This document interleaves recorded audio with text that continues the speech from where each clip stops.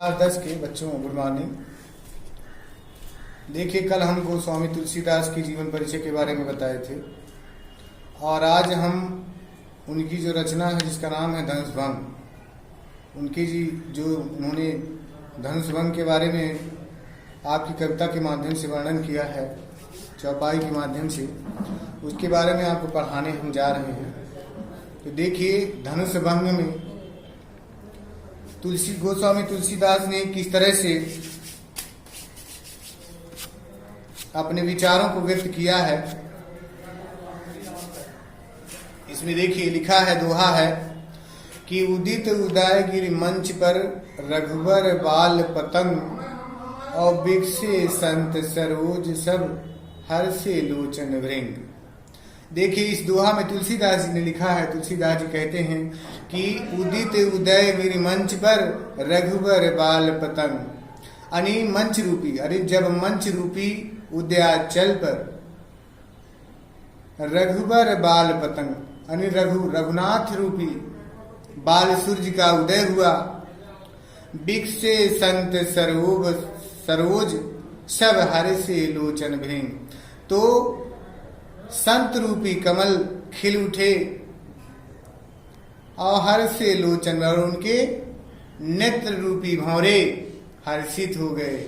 एक बार और देख लीजिएगा, उदित उदयगिरि मंच पर रघुवर बाल पतंग, यानी जब तुलसीदास जी कहते हैं कि जब मंच रूपी उद्यानचल पर रघुनाथ रूपी बाल सूर्य का उदय हुआ तो बिकसे संत सरोज सब हर से लोचन भृंग, तो संत रूपी यानी कमल रूपी संत विकसित हो गए और हर से लोचन भृंग, और उनके नेत्र रूपी भौरे हर्षित हो गए। फिर देखिए आगे चौपाई में उन्होंने लिखा तुलसीदास ने कि निरपन है केरी आशा निशिनासी और बचन नखत अवलीन प्रकाशी। तुलसीदास ने वर्णन किया है धनुष यज्ञ के समय कि सभी राजाओं की आशा रूपी रात्रि नष्ट हो गई और बचन नखत अवलीन प्रकाशी, और उनके बचन रूपी तारों का समूह का चमकना बंद हो गया। और फिर लिखे हैं आगे कि मानी महीप कुमुद संकुचाए, मानी माने होता है अभिमानी, अभिमानी राजा कुमुद के पुष्प की तरह संकुचित हो गए और कपट भूप उल्लुक लुकाने, और कपटी राजा उल्लू की तरह छिप गए। फिर लिखे हैं आगे कि भय विशोक कोक मुनि देवा, यानी मुनि लोग चकवे की तरह शोकित हो गए और बरस ही सुमन जनाव ही सेवा, और वो पुष्पों की वर्षा करके, यानी वो पुष्पों की वर्षा करते हुए अपनी सेवा प्रदर्शित करने लगे। और गुरुपद बंदी सहित अनुरागा, और भगवान श्री राम अपने गुरु की चरणों की प्रेम के साथ वंदना की, और राम सुनहि सन आय सुमागा, और राम ने मुनि से, राम मुनि मन आय सुमागा, राम ने मन से अपने राम ने मुनियों से आज्ञा मांगी। सहज ही चले सकल जग स्वामी और मस्त मंजुबर कुंजर गामी, यानी भगवान श्री राम संपूर्ण जग के स्वामी मतवाले हाथी की चाल से स्वाभाविक रूप से चले, और चलत राम सब पुर नर नारी पुलक पूरी संत भय सुखारी, अरे रामचंद्र जी के चलते हुए देखकर जनकपुर के सभी नर नारियां सुखी हो गए और उनके शरीर रोमा पुलक पूरी तन भय सुखारी, और उनके शरीर पुलकित हो गए, मतलब रोमांचित हो गए। फिर आगे बंदी पितर सुर सुकृत सवारे और जव कछ पुण्य प्रभाव हमारे, यानी रामचंद्र जी अपने पितरों की और देवताओं को स्मृत किए, यानी याद किए, वंदना किए, और जव कछ पुण्य प्रभाव हमारे, यानी जो कुछ हमारे पुण्य का अगर प्रभाव है तो सौ शिव धनु मृणाल की नाई, और तो रहु राम गणेश गोसाई। उन्होंने कहा, हे गणेश गोसाई, रामचंद्र जी ही इस शिव के धनुष को कमल की डंडी के समान तोड़ डाले। एक बार और देख लीजिए। निरपन केरी आशा निशिनासी, यानी धनुष यज्ञ के समय की बात है। उस समय देखिए, निरपह केरी आशा निशिनासी, तुलसीदास ने वर्णन किया है कि निरपन केरी आशा निशिनासी, यानी सभी राजाओं की आशा रूपी रात्रि नष्ट हो गई, समाप्त हो गई। और बचन नखत अवलीन प्रकाशी, और उनके बचन रूपी तारों का चमकना, बचन रूपी तारों का जगमगाना, तारों का चमकना बंद हो गया। फिर है मानी महीप कुमुद संकुचाए, मानी माने होता अभिमानी, अभिमानी राजाओं का घमंड कुमुद के पुष्प के समान संकुचित हो गया। और बरस, और फिर कपटी भूप उल्लू लुकाने, और कपटी राजा उल्लू के समान, यानी कपटी राजा उल्लू के समान छिप गए। और भय विशोख कोक मुनि देवा, और मुनि लोग कौवे चकवे की तरह, मुनि और देवता चकवे की तरह शोकित हो गए। और बरस ही सुमन जना वही सेवा, और वे फूलों की वर्षा करते हुए अपनी सेवा स्वयं प्रकट करने लगे। और गुर पद बंदी सहित अनुरागा, यानी भगवान श्री रामचंद्र अपने गुरु की चरणों की वंदना किए। और राम मुनि है सब आसन आयस मांगा, और राम ने सभी मुनियों से आज्ञा मांगा। सहज ही चले सकल जग स्वामी, और मस्त मंजुबर कुंजर गामी, यानी रामचंद्र जी, यानी सकल जग स्वामी, यानी संपूर्ण संसार के स्वामी भगवान श्री राम मस्त हाथी की चाल से चलने लगे। मस्त हाथी की चाल से स्वाभाविक रूप से चले। और चलत राम सब पुर नर नारी, और जब श्री रामचंद्र जी चलने लगे तो जनकपुर की नर नारियां देखकर सुखी हो गए। और पुलक पुरी तन भये सुखारी, यानी सुखी हो गए और उनके शरीर रोमांचित हो गए। फिर आगे है कि बंद पितर सुर सुकृत संभारे, यानी रामचंद्र ने अपने पितरों, अपने पूर्वजों और देवताओं को याद किया, यानी वंदना किए।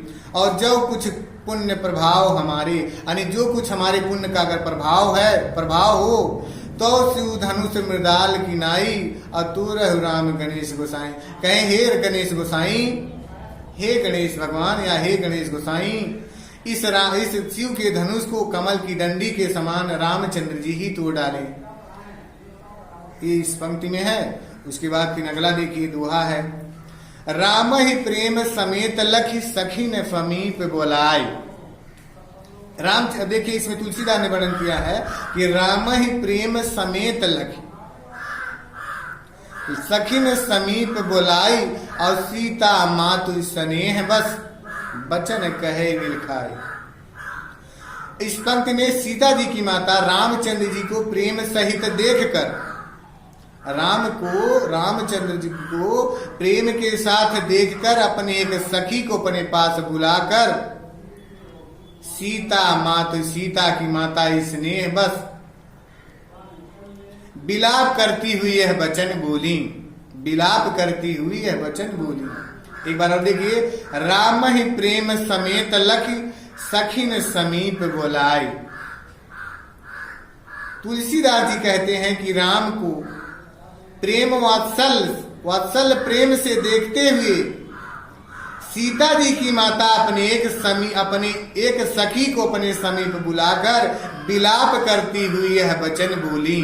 क्या वचन बोली, आगे देखेंगे आप।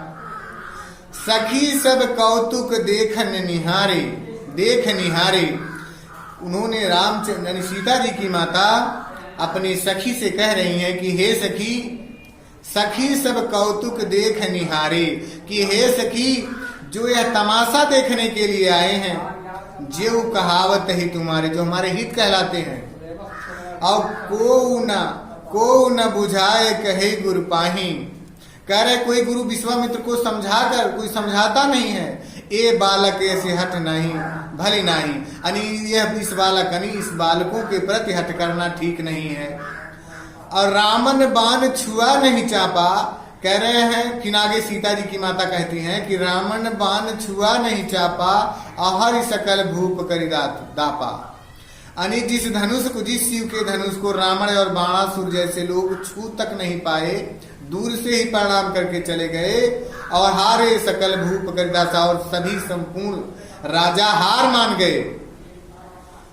सो धनुराज कुमार कर देही, उसी धनुष को यह राजकुमारों के हाथ में दे रहे हैं। बाल मराल की मंदर लेही, कह रहे हैं क्या हंस भी मंदराचल पर्वत को उठा सकता है? क्या हंस के बच्चे मंदरालाचल पर्वत को उठा सकते हैं?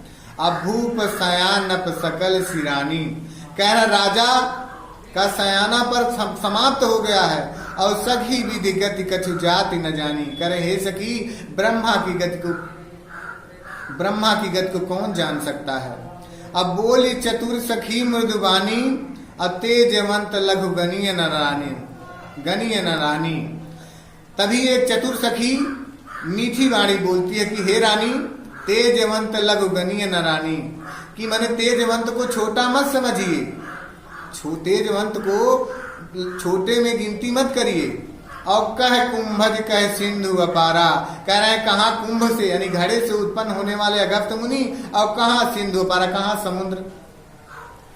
सोयस सुजसु सकल संसारा, कि जो अगस्त्य मुनि समुद्र को सोख गए और सारे संसार में उनका यश गाया जा रहा है।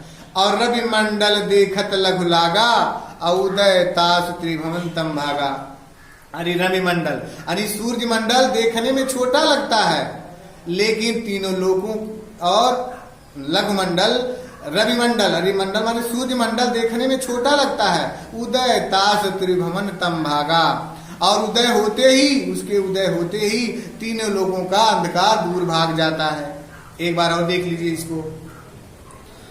सखी सब कौतुक देख निहारे, यानी सीता जी की माता अपनी एक सखी से कहती हैं कि हे सखी सब कौतुक देख निहारे, कह रहे हैं हे सखी जो ये सब तमाशा देखने के लिए आए हैं, जो कहावत हितु हमारे, जो हमारे हित कहलाते हैं। और कोई बुझाए कहे गुरु पाही, कोई गुरु विश्वामित्र को समझा नहीं रहा है। ए बालक ऐसे हठ भली नहीं, कि ये छोटे छोटे बालकों का हट करना अच्छा नहीं है, इन छोटे बालकों पर हट करना अच्छा नहीं है।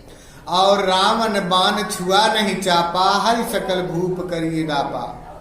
यानी जिस धनुष को रावण और बाणासुर जैसे वीर नहीं छू तक नहीं पाए, और दूर से ही प्रणाम करके चले गए, हरि सकल भूप करि दापा, और संपूर्ण संसार के राजा भी हार गए, नहीं उठा पाए।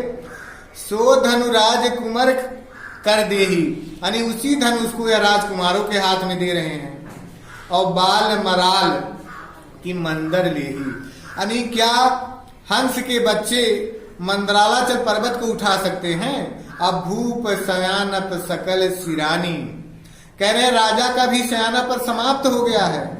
और सखी विधि गति कछु जाति न जानी, कह रहे हे सखी, ब्रह्मा की गति को कौन जान सकता है? अब बोली चतुर सखी मृदुवानी, तेजवंत लघु गणीय न रानी। तभी सीता जी की एक चतुर सखी, यानी सीता जी की माता, उनकी माता की सखी, यानी बोली चतुर सखी मृदुवानी। तभी उनकी चतुर सखी, उनकी माता की सीता जी की माता की चतुर सखी मृदुवानी में बोली कि तेजवंत लघु गणीय न रानी, कि तेजवंत को छोटे में गिनती मत करिए।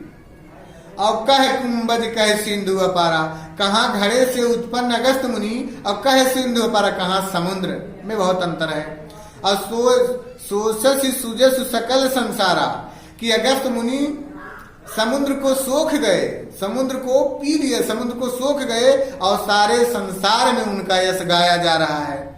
और रवि मंडल देखत लघु लागा, उदय तास त्रिभुवन तम भागा, यानी सूर्य मंडल देखने में छोटा लगता है, और उदय तास त्रिभुवन तम भागा, और उसके उदय होने पर तीन लोगों का अंधकार दूर भाग जाता है। बस इस पंक्ति में यही है, आप लोग देखिएगा, जो नहीं आएगा उसके बाद फिर कहिएगा, आप लोगों से बता दिया जाएगा। फिर चलिए, तब तक के लिए धन्यवाद। ओके, चलिए।